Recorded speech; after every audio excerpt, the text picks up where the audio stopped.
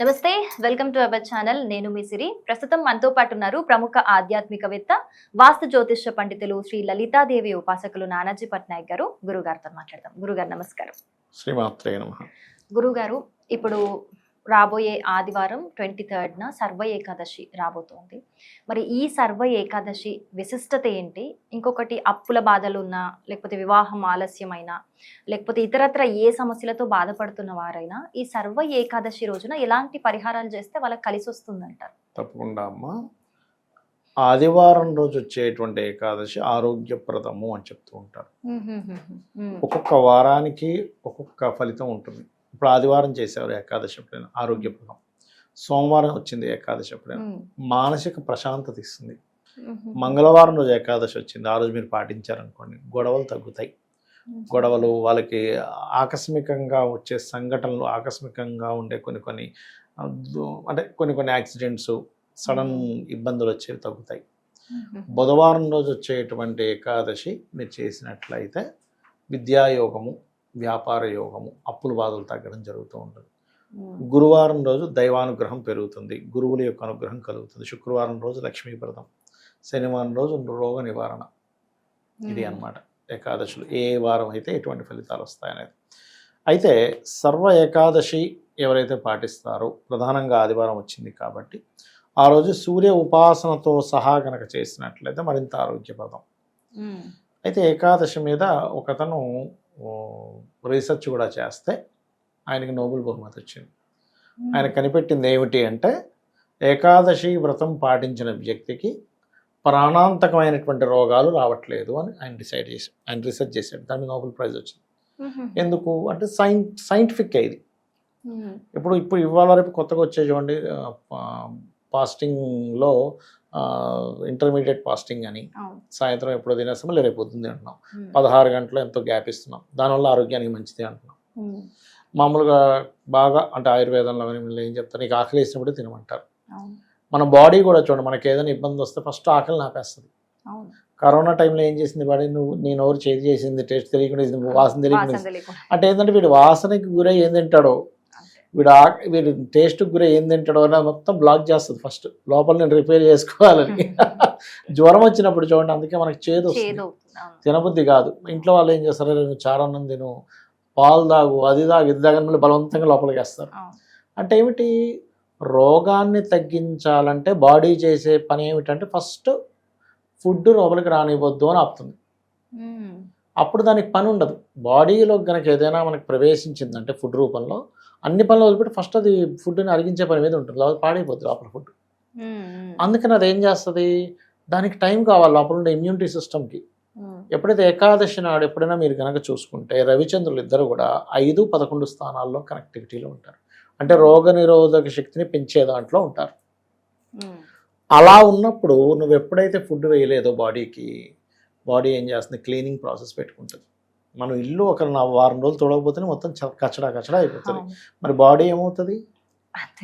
అయితే ఇక్కడ ఏంటి, 2 కలిపారు మహర్షులు మనకి. ఏకాదశి రోజు నువ్వు ఉపవాసం ఉండు. 2 రకాల ఉపవాసము అంటే ఏంటి అంటే దానికి 2 రకాల అర్థాలు చెప్పారు. దేవుడికి దగ్గరగా ఉండడం, లేదా 8 యామములు అంటే 8 మూడు 24 గంటల సేపు నువ్వేమీ తినకుండా ఉండడం. ఆరోగ్యంగా ఉంటే, అందరికీ కాదు అది, అనారోగ్యంతో ఉన్న వాళ్ళు, చిన్నపిల్లలు, స్త్రీలకు చెప్పలే. నువ్వు ఆరోగ్యంగా ఉన్నావు, ఈ పని చేయి, ఖచ్చితంగా ఇమ్యూనిటీ పెరుగుతుంది. అయితే దేవుడికి దగ్గరగా ఉండడం అంటే ఏమిటి, ఎంతసేపు దేవుడి గదిలో కూర్చొని హరే రామ హరే కృష్ణ అనుకోవడం ఒకటే కాదు. దేవుడికి దగ్గరగా ఉండడం అంటే దేవుడు భగవద్గీతలో ఏం చెప్పాడు అది నువ్వు పాటించడం. సింపుల్గా ఒకటే చెప్పాడు సార్, మీరు పుణ్యము పాపము, పరోపకారం పుణ్యం, పరపీడనం పాపం. ఉపకారం చేయి నీకు తోచితే, లేకపోతే సైలెంట్గా కూర్చో, అపకారం మాత్రం చేయి. అది దేవుడి యొక్క లక్షణాల్లో ఉండే కాదు. అది భగవత్ లక్షణాలు, అపకారం లక్షణం కాదు, ఉపకారం ఒకటే లక్షణం. అపకారం అనేది ఏంటది, శిక్షిస్తాడు రాక్షస రూపంలో ఉన్నప్పుడు. కాబట్టి అది పాటించాలి ఉపవాస నియమాల్లో.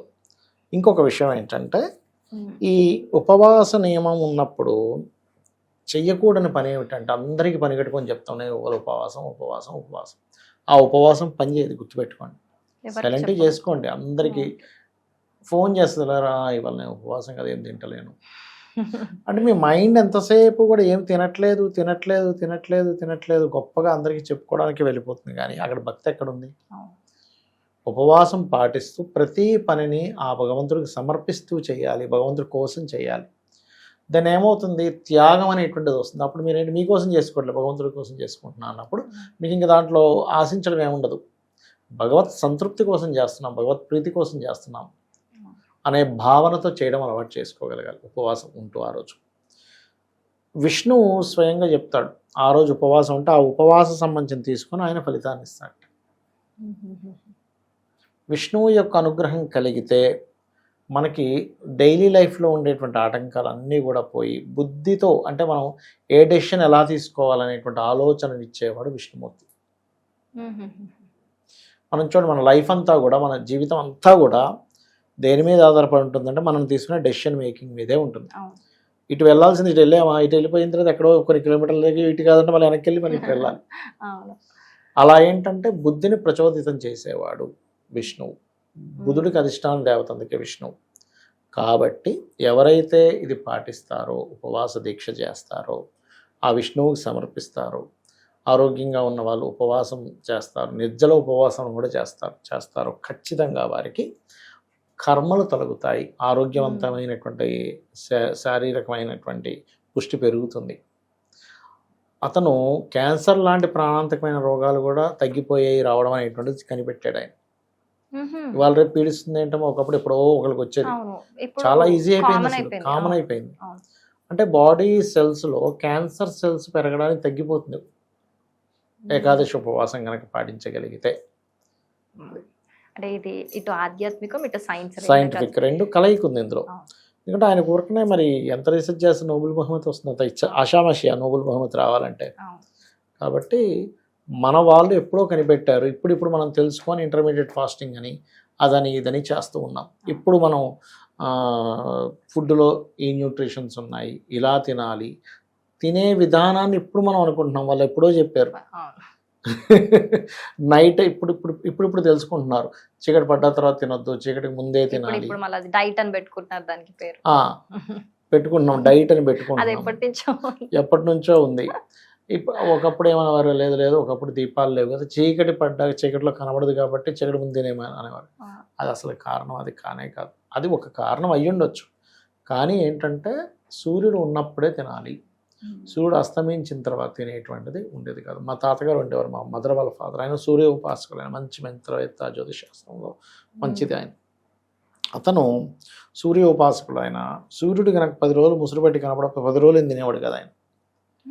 సూర్యుడు కనిపిస్తేనే నమస్కారం చేసుకుని తినాలి, లేకపోతే తినడమే చేసేవాడు కదా ఆయన. ఆయన సిద్ధాంతం ఏంటంటే సూర్యుడు మబ్బుల చాటును నిలిపడం, మన డైజెషన్ సిస్టమ్కి సూర్య భగవానుడికి సంబంధం ఉంటుంది. డైజెషన్ ఏదైతే ఉంటుందో ఆ సూర్యుడు కనబడినప్పుడు తినేటువంటి పదార్థం మన ఒంటికి పట్టదు, మన ఒంటికి సరైనది కాదు అనేటువంటిది ఆయన భావన. అలా గొప్ప సిద్ధాంతం గురుగారు, బాగా ఎక్స్ప్లెయిన్ చేశారు. Thank you so much. శ్రీమాత్రే నమః.